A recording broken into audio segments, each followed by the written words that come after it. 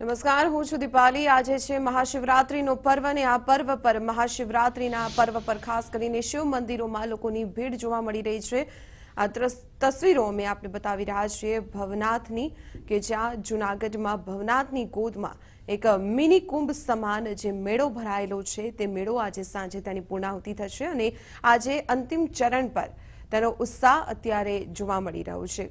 આ તસવીરો અમે આપને બતાવી રહ્યા છીએ ભવનાથની, કે જ્યાં ભવનાથની ગોદમાં હજારોની સંખ્યામાં લોકો શિવના દર્શન કરવા માટે પહોંચ્યા છે। આજે એક તરફ સોમવારનો દિવસ અને સોમવારની સાથે જ મહાશિવરાત્રી પણ છે, જેથી ખૂબ જ મોટી સંખ્યામાં લોકો ભવનાથમાં મહાદેવના દર્શન કરવા માટે પહોંચ્યા છે। અહીં મિની કુંભ સમાન મેળો યોજાયેલો છે। છેલ્લા 5 દિવસથી ચાલી રહેલા મેળામાં સાધુ સંતો પણ ખૂબ જ મોટી સંખ્યામાં અહીં જોડાતા હોય છે। ખાસ રવેડીનું પણ આયોજન કરાય છે, ત્યારે તેનો લાહવો લેવા માટે મોટી સંખ્યામાં અહીં ભક્તો પહોંચ્યા છે। ખાસ અહીં ભક્તોના ભાવને જોતા એક રુદ્રાક્ષનું શિવલિંગ પણ અહીં બનાવવામાં આવ્યું છે, તેના દર્શન કરવાનો લાહવો પણ અહીં ભાવિક ભક્તો મેળવી રહ્યા છે। આ તસવીરો અમે આપને બતાવી રહ્યા છીએ સીધી જ જૂનાગઢ ભવનાથના મેળાની આ તસવીરો, કે જ્યાં ખૂબ જ મોટી સંખ્યામાં સાધુ સંતો પણ અહીં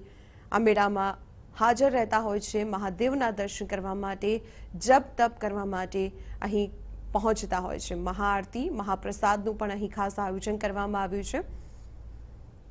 લોકોની ભીડને જોતા સુરક્ષાને લઈને પણ સઘન બંદોબસ્ત અહીં ગોઠવવામાં આવ્યો છે। મહાશિવરાત્રીનો આજે મહાપર્વ છે, ત્યારે લોકો આજે સમગ્ર દેશમાં શિવ મંદિરોમાં ભીડ ઉમટી રહી છે। ત્યારે ભવનાથના શિવ મંદિરના આ દ્રશ્યો, આ તસવીરો મેં આપણે બતાવી રહ્યા છીએ, કે જ્યાં ભાવિક ભક્તો ખૂબ જ મોટી સંખ્યામાં અહીં દર્શન કરવા માટે પહોંચી રહ્યા છે। ભવનાથના મેળામાં મહાશિવરાત્રિના પર્વ પર, કે જે વર્ષમાં માત્ર એક દિવસ માટે આવતો હોય છે આ પર્વ, ત્યારે આ પર્વ પર ખાસ મેળાનું આયોજન કરવામાં આવતું હોય છે અને તેને પણ એક મિની કુંભ સમાન આ મેળાને કહેવામાં આવતો હોય છે, કારણ કે ખૂબ જ મોટી સંખ્યામાં રાજ્યમાંથી લોકો તો અહીં પહોંચતા જ હોય છે, પરંતુ દેશના ખૂણે ખૂણેથી પણ ખૂબ જ મોટી સંખ્યામાં લોકો અહીં ભવનાથના મેળામાં પહોંચીને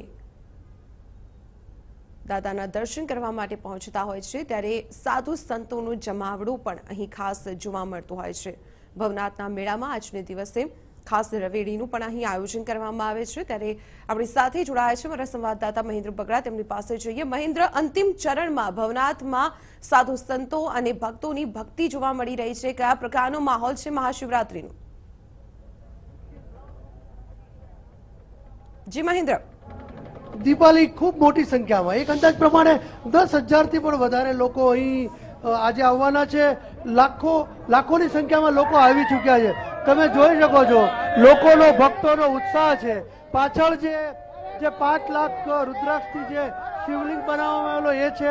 ખૂબ મોટી સંખ્યામાં શિવ ભક્તો અત્યારથી જ જોશમાં છે। એક અંદાજ પ્રમાણે 10 લાખ લોકો આવશે। લગભગ રાત્રે 12 વાગે જે રવાડી ચાલશે એ પહેલા જ થોડી વાર, 1-2 કલાક પછી તમામ રસ્તાઓ ખાલી કરી દેવામાં આવશે। મોટી સંખ્યામાં દેશભરથી સાધુ સંતો આવી ગયા છે। આ વખતે જે મિની કુંભનું જે દરજ્જો આપવામાં આવ્યો એના કારણે થઈને ખૂબ મોટી સંખ્યામાં લોકો અહીં પહોંચી રહ્યા છે। તમે જોઈ શકો છો ઠેર ઠેર માનવ મહેરામણ, કીડિયારીની જેમ। એક પણ રસ્તો એવો નથી કે ત્યાં જવા માટે જવા મુશ્કેલ ન બને। લોકો ઠેર ઠેર ચાલી રહ્યા છે। તમે નજીકમાં જોઈ શકો છો ભારતી બાપુનો આશ્રમ છે, જે એક પ્રસિદ્ધ આશ્રમ છે, ત્યાં પણ સેંકડોની સંખ્યામાં લોકો છે। સૌથી ફેમસ શિવલિંગ છે એ અહીં નજીક ગોઠવવામાં આવ્યું છે। આ ઉપરાંત બાળકો માટે મેળાની વ્યવસ્થા કરવામાં આવી છે। 10 લાખ લોકો જમી શકે એ ટાઈપની વ્યવસ્થા કરવામાં આવી છે। ખૂબ મોટી સંખ્યામાં લોકો બમ બમ બોલે, હર હર બોલે, જય ગિરનારીના નાદ પોકારી રહ્યા છે। ઠેર ઠેર લોકો, અને લોકોની જે આવવાની જે પ્રવાહ છે અવિરત ચાલુ છે। તમે જોઈ શકો છો હજુ લોકો સતત આવી રહ્યા છે। એક અંદાજ પ્રમાણે સાંજ સુધીમાં આ વખતે કદાચ મિની કુંભની જે વાત છે 12 લાખ લોકો આવે એવી પણ એક વાત ચાલી રહી છે, કે 10 લાખને કદાચ ક્રોસ કરી જશે। દીપાલી।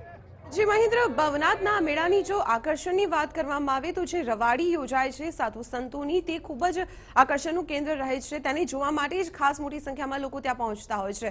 12 વાગ્યાની આસપાસ તે શરૂઆત થશે તેની, અને આ વખતે તો જે પુલવામા એટેકને લઈને બેન્ડ બાજા પણ નહીં વગાડવામાં આવે. કયા પ્રકારનું તેને લઈને ખાસ આયોજન કરાયું છે? સુરક્ષા બંદોબસ્ત કયા પ્રકારનો છે?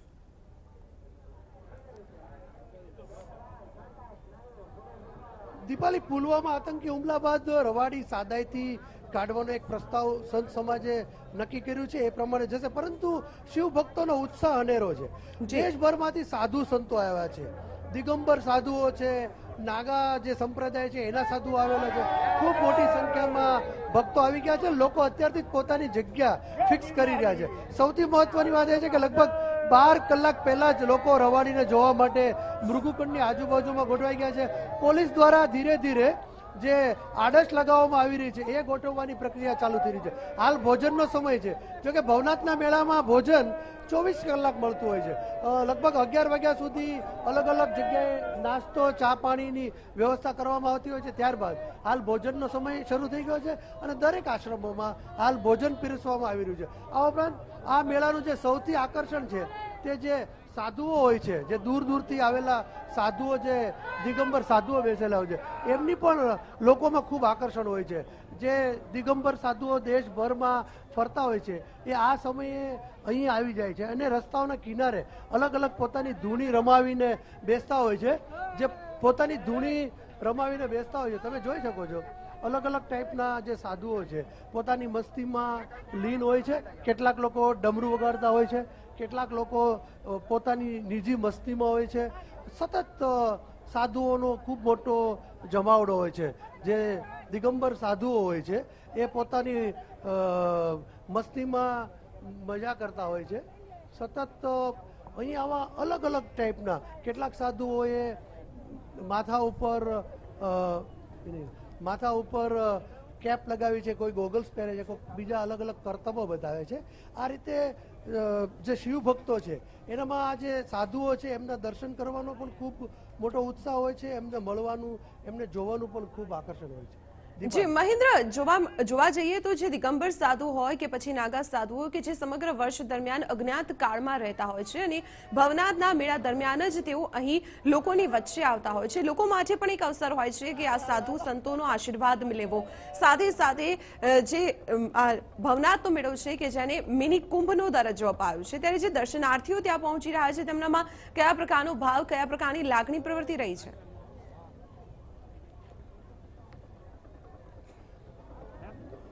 દિગંબર સાધુઓ છે ભાગ્યે જ જોવા મળતા હોય છે. સામાન્ય માણસો મોટી સંખ્યામાં તેઓ સાધુઓ સાથે સેલ્ફી પડાવતા હોય છે, એમની સાથે ફોટોગ્રાફ લેતા હોય છે, એમની સાથે વાત કરતા હોય છે. જોકે સાધુઓ પોતાની મસ્તીમાં રત હોય છે. આજનો દિવસ એમના માટે સૌથી મહત્વનો હોય છે. એટલે શિવરાત્રીનું મહત્વ પણ એટલું ખૂબ હોય છે. ભક્તો પણ ઠેર ઠેરથી સાધુઓને મળવા, દર્શન કરવા, સંતોને મળવા માટે આવતા રહેતા હોય છે. આ સ્થિતિમાં ખૂબ મોટી સંખ્યામાં તમે જો અલગ અલગ કેટલાક સાધુઓ કાંટાની જે સેજ હોય બિછાવીને એના ઉપર સૂતા હોય છે, ડમરું વગાડી રહ્યા છે સતત, અને કાંટાની જે પથારી છે એના પર બેસી અને પોતાની સાધના કરી રહ્યા છે. ચારે બાજુ કાંટા પાથરીને એના ઉપર કલાકો સુધી એવો સાધના કરે છે, સતત ડમરું વગાડતા રહે છે. આ અલગ અલગ ટાઈપના સાધુઓ એક જ દિવસે જોવા મળે છે શિવરાત્રીમાં. એટલે એમને જોવા માટે, એમના દર્શન માટે ખૂબ મોટી સંખ્યામાં જે શિવ ભક્તો હોય છે, હરિભક્તો હોય આવતા હોય છે.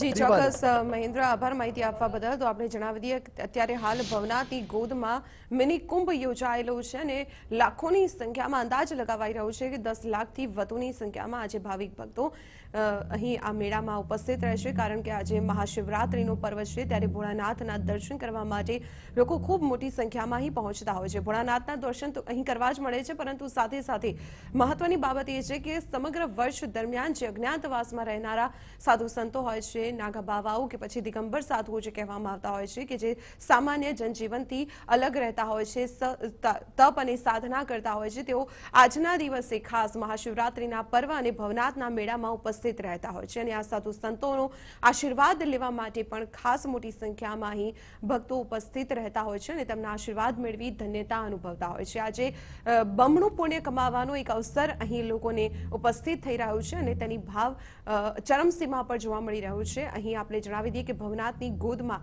એક ખાસ વિશિષ્ટ પ્રકારે એક શિવલિંગનું અહીં સ્થાપન કરવામાં આવ્યું છે। રુદ્રાક્ષમાંથી આ શિવલિંગને તૈયાર કરવામાં આવ્યું છે।